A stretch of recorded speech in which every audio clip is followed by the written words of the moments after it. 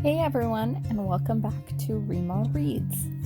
So last week I went on a trip to South Dakota and I was planning on doing a reading travel vlog, but I ended up filming a lot more of my traveling than my reading. So instead I'm going to try something different and just do a video of my travels while I review the book that I read on this trip.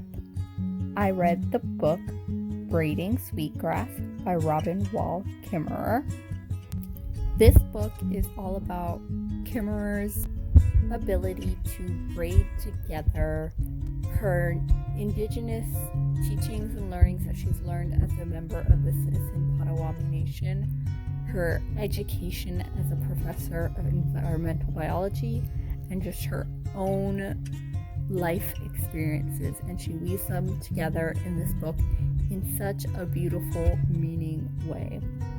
This book has a lot of facts of science in plants and nature and shows how this can be enhanced with Indigenous knowledge. The writing in this book is stunning, it's visual, it's eloquent. She really gets her point across, but also makes a vivid story. You get a sense of her life and her beliefs very well in this novel. The book is just brimming with Kimmerer's thoughts and feelings on nature and how much love she has for it. I think this book is very relevant in these times. It also talks about sustainability and consumerism. There's a line in this book where Kimmerer says, "How do we consume in a way that does justice to the lives that we take?" And this is just something that really hits home for me because it's something I think about all the time.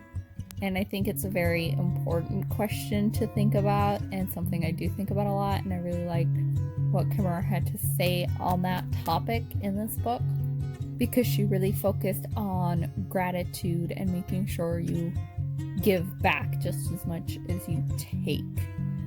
She also mentions how this is so difficult in a consumer society when things that you buy in stores like paper is so far removed from the tree versus in the past, Indigenous people would take every step in a basket making process from cutting down the tree to peeling off the bark to weaving the basket, versus now we can just go into a store and buy a basket and it's just so far removed from the entire process.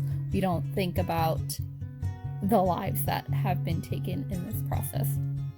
So I think it's something very important to think about, particularly in this time frame that we're in with climate change being such a big deal. Sustainability is very important, and half of our country burning right now. This is an important topic to keep in mind and how we can be more sustainable. It also is a very hopeful book, even though it talks about consumerism and climate change and the genocide that occurred. There's this quote in the book that I just really love, and it hits at home right now with everything that's going on in the world. She says, "Despair is paralysis, robs us of agency. It blinds us to our own power and the power of the earth.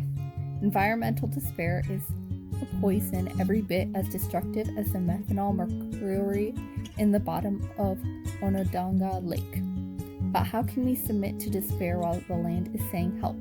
Restoration is a powerful antidote to despair. Restoration offers concrete means by which humans can once again enter into a positive, creative relationship with the more than human world, meeting responsibilities that are simultaneously material and spiritual. It is not enough to grieve. It is not enough to just stop doing bad things." I think this quote is super relevant to everything that's going on, particularly about the fact that we need to focus on restoration for the earth. And so this book, I feel like, really helped me while I was reading on this trip to just really connect with the nature that I was surrounded by. Overall, I think this book is amazing. If you're feeling disconnected from nature, I think this book can really help you renew your love for the earth, but I also think it's a very actionable book in terms of it shows practices that you can take into your own life, as well as things that society can do better to help climate change. It's also just beautifully written, and there's so much to think about when you read this book. So I highly recommend it for everyone. So I hope you guys enjoy this video. Like I mentioned, it's very different than my previous videos since you're not actually seeing my face. But let me know what you thought, if you liked it, if you didn't, and what your thoughts are on Braiding Sweetgrass if you've read it.